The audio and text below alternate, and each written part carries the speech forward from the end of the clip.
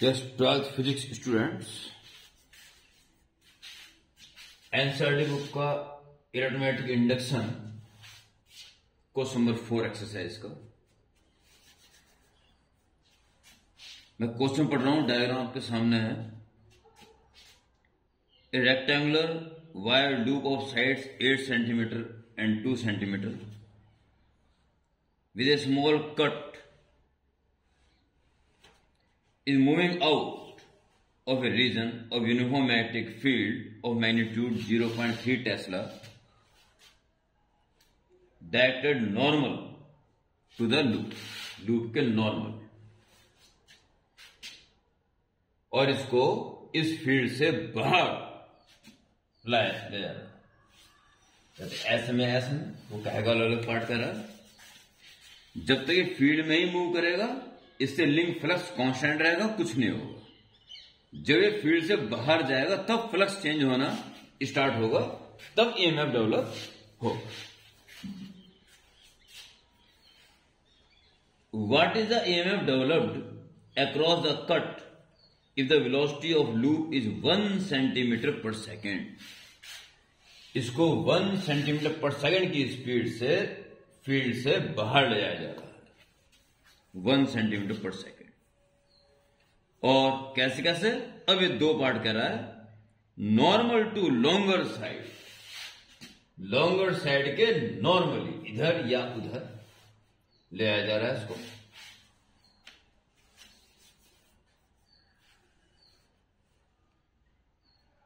और दूसरा shorter side के नॉर्मल। और बाद में ये भी कह रहा है कि how long does induce in each case. दोनों ही केस में कितने टाइम तक ये ईएमएफ रहेगा। चलिए पार्ट ए करते हैं। पहले part A,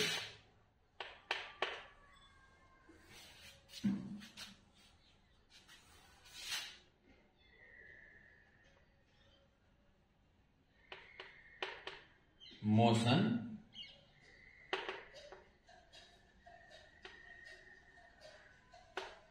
normal to part A में लॉन्गर साइड कर रहा है।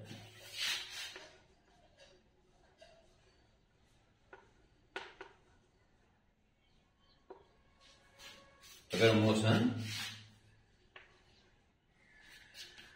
नॉर्मल टू लॉन्गर साइड ऐसे जा रहा हो तो ये आर्म तो कोई फ्लक्स लिंक नहीं करेंगी, कोई फ्लक्स लाइन कट नहीं करेंगी। ये फील्ड से बाहर निकल चुकेगा तब जाके इसका प्रभाव पड़ेगा। अदरवाइज इन दोनों का प्रभाव एक दूसरे को कैंसिल कर रहा था और कोई भी ईएमएफ डेवलप नहीं हो रहा था। जब ये साइड अगर हम इसको ऊपर ले जा रहे हैं तो जब ये साइड बाहर निकल जाएगी तब ये इसका फ्लक्स लाइन का कट करना ही ईएमएफ डेवलप का कारण होगा। यानी कि ईएमएफ जो डेवलप होगा वो होगा BVL, induced potential difference.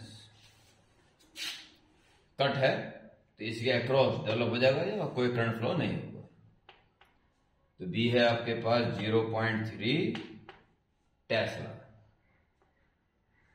Speed है 1 सेंटीमीटर पर सेकेंड, तो 10⁻² कर दो तो हो जाएगा मीटर पर सेकेंड। और लंबाई है इसकी 8 सेंटीमीटर, तो 10⁻² कर दो मीटर।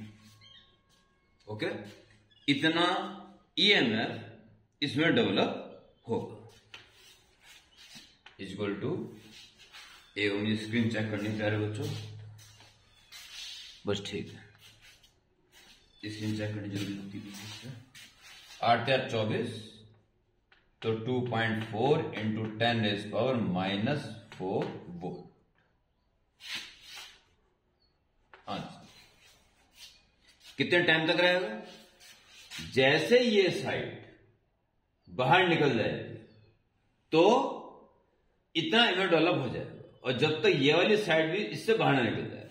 तो देखिए जब ये यहां से बाहर निकलेगी उसके बाद इसको बाहर निकलने के लिए 2 सेंटीमीटर चलना पड़ेगा। ओके, तो टाइम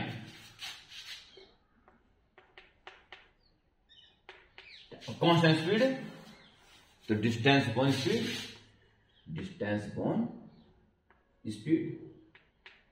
2 सेंटीमीटर चलना है और स्पीड है 1 सेंटीमीटर पर सेकेंड, तो 2 सेकेंड। अगर लॉन्गर साइड के परपेंडिकुलर ये चलता हुआ फील्ड से बाहर निकलता है तो इतना ईएमएफ डेवलप होगा और सिर्फ 2 सेकंड तक होगा। ओके, तो सिंपल क्वेश्चन है एकदम, थोड़ा ध्यान दिया कीजिए इन चीजों में। आइए पार्ट बी की तरफ चलते हैं। पार्ट बी की बात यह है कि जो मोशन है वो normal to shorter side. Okay,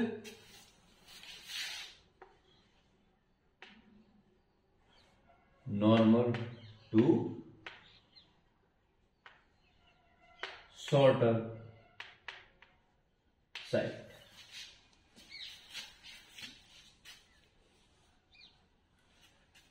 चलिए, इसमें इंड्यूस्ड ईएमएफ, इसमें what is the induced EMF develop, induced potential difference भी कहेंगे, करंट फ्लो नहीं हो रहा तो ईएमएफ कहेंगे इसको, इंड्यूस्ड ईएमएफ।